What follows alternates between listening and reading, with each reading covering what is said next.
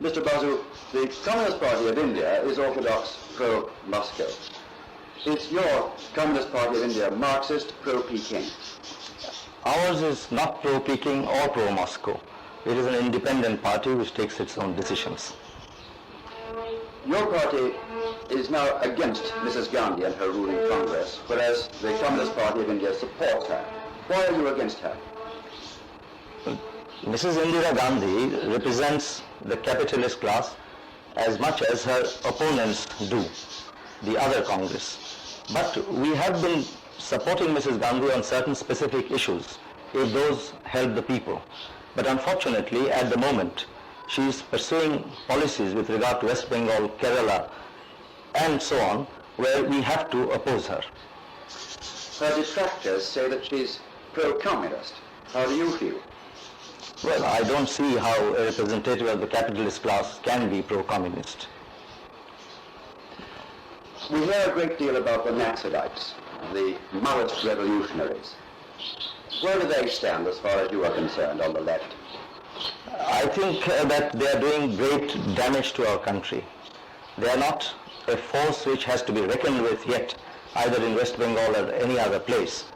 But their policies are entirely wrong, and I do not think that they will be accepted by the people of India.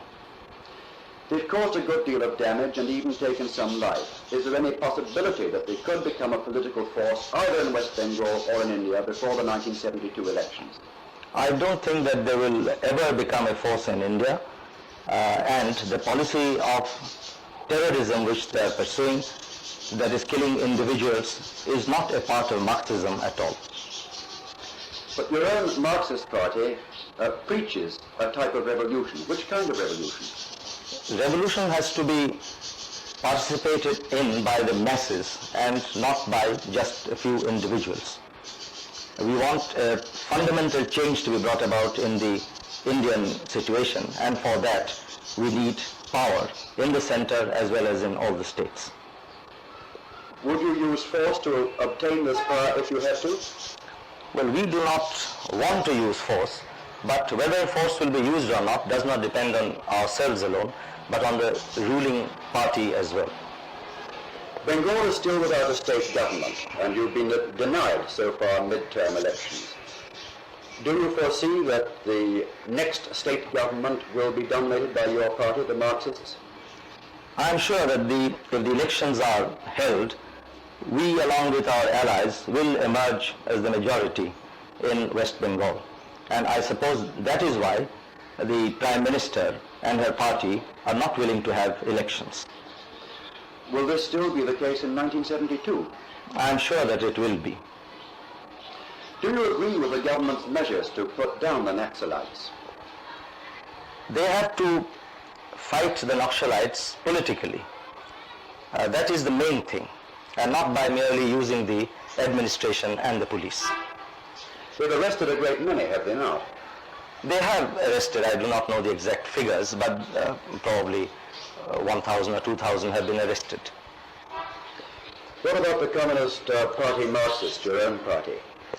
In West Bengal alone, during the last 3 or 4 months of the President's rule, more than 8,000 of our people have been arrested on various charges. Sometimes wrong, sometimes maybe right, and it's very difficult for them to get bail when they are arrested. In fact, more Marxists have been arrested than Naxalites. Oh, very many more. More than 8,500 of our people have been arrested. Do you see a possibility that at some time in the future Mrs. Gandhi may turn against the Communist Party of India, at present supporting her? Well, if the Communist Party of India pursues real communist politics, then I'm sure she will turn against them. There's not the slightest doubt about that. Mr. Basu, thank you very much. Thank you.